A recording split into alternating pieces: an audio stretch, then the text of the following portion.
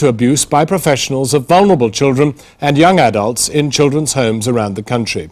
Channel 4 News has had exclusive access to a report due to be published tomorrow by the NSPCC. In it, victims have strongly criticised both the method and the outcome of many of these inquiries.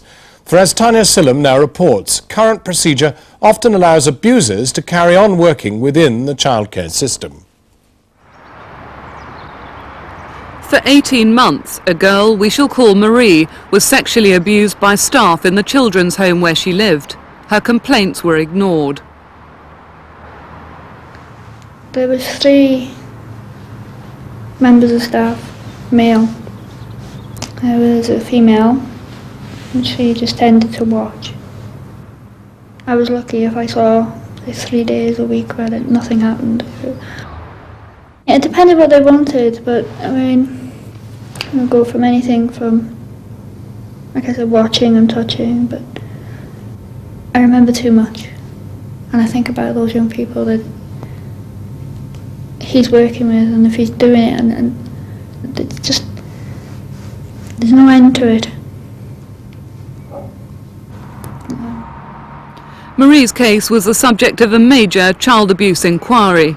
But it's the way in which it was investigated which is now cause for concern, for she found the inquiry as traumatic as the abuse itself. Lack of support, that was the biggest thing. I mean, for somebody like me, you try not to get your family involved, and yet my family were there when the interviews.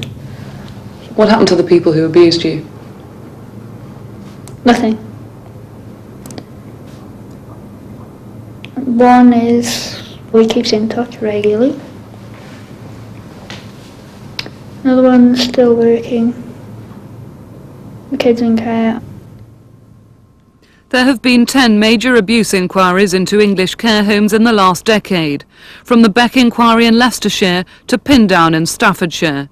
But in an NSPCC report, many of the victims say they remained unsafe as their abusers continued to work both during and often after the investigations.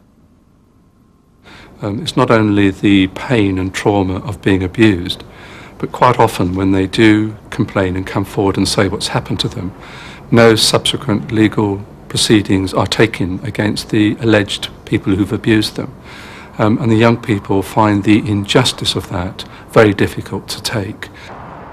Ian White headed the most recently published inquiry into children's homes in the London Borough of Islington. It's hard to bring convictions, first because it's one person's word against another quite often. Secondly, the allegations are not corroborated. And thirdly, good lawyers can very easily rubbish young people, particularly young people who may have been in trouble with the police, as part of their care history and so on and so forth. Another recent investigation into 300 cases of alleged abuse in children's homes in North Wales resulted in just 8 prosecutions. But even where there are convictions, it's not mandatory for local authorities to request police checks of their staff. Children's homes across the country have been shown to be like magnets for paedophiles. It's a shocking thing to say, but in theory, even in this children's home, there could be paedophiles. Why, you might ask? Because even though I do all my vetting properly, take references, take police references, unless information that is held beyond this department is available to me, I could genuinely recruit people.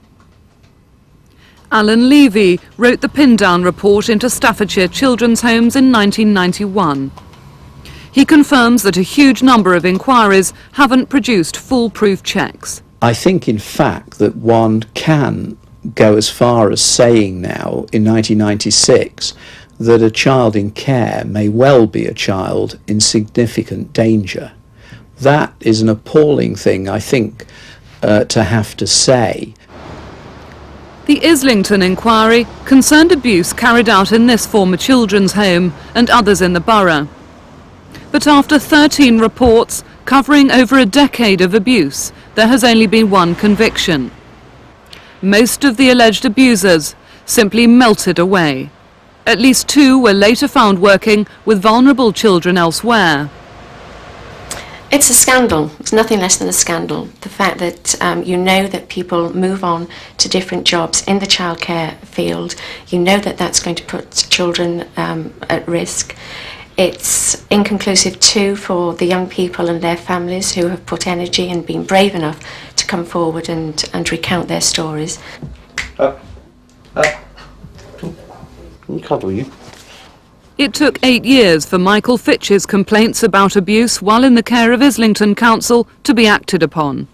Cuddle. Cuddle. No? Fair enough. I was sexually assaulted. I was actually threatened to be buried alive if I told anybody at all. And he actually dug a 9-foot hole straight down, not long ways, and he said he'd bury me head first, alive, if I told. There have been many suicide attempts and much self-mutilation. They should have listened, they should have took notice, but none of them did. So I ended up running away, sleeping in streets, sleeping in graveyards. Channel 4 News has obtained a confidential list of 22 staff alleged to have abused children while in the care of Islington Council. Yet 8 months after the publication of the Islington report, there's still a strong possibility that many of the alleged abusers are still working with children elsewhere in the country. For although the inquiry recommended that all local authorities cross-check the names of their staff with those on the Islington list, most have still to do so. What if we were to tell you that since your inquiry, less than half the local authorities have checked the names on your confidential list? I would be surprised and dismayed. It's not a difficult job to do. Others claim a Department of Health register of suspects isn't working because of fears of libel. What will happen if somebody isn't convicted, a local authority wants to place their name on the Department of Health list, they have to notify that person, then they write to the Department of Health, and certainly I know of one occasion where it was difficult to persuade the Department of Health to actually agree for somebody to go on the list. The department has confirmed only that a review of its register promised last year has still to happen. Until it does, there's little cheer for the victims of abuse still being investigated in 6 other counties. Tanya Sillam, Channel 4 News, Shropshire. To discuss some of the implications of that report, we're joined by Herbert Laming, who is in charge of the Social Services Inspectorate, and by Nicola Davis, QC. She's had considerable experience in childcare law and headed an inquiry into child abuse allegations in mid-Wales. Nicola Davis, do you accept the general thrust of that report, which is that there very possibly is a failure in these inquiries which leaves abusers still in the system? I accept that for any person giving evidence at that inquiry, it can be a very traumatic experience. Indeed, one of the first conclusions I came to when I made my own North Wales report was that the trauma of an inquiry can be greater than that which it seeks to avoid. And listening to that film, when it was said that they felt there wasn't sufficient support, I had every sympathy with that view, because that is something I have thought in my own professional experience. But to avoid the trauma, you tried in Wales to conduct a paper inquiry, but then there wasn't enough paperwork for you really to reach conclusions. Well, it was the first time this particular method of investigating had been carried out, and the reason for it was to try and avoid trauma and to see if it could be used as a halfway step, if you like, to a formal inquiry. The difficulty that I faced was when I looked at the documents, the police documents ended in or about 1989. Let me stress that isn't a criticism of the police, that's simply as far as their investigations went. And therefore, it was difficult in the absence of core evidence post-1989 to recommend that there should be a public inquiry. But there is therefore a flaw in a paper inquiry, a trauma in a real full-blooded inquiry, and therefore through that gap drops the abuser who can remain in the system for lack of hardcore evidence, as you put it. Well, perhaps one way of dealing with it, and I know it's a system that exists certainly in certain parts of the country, is that those children who are in home should have access to an independent advocacy service.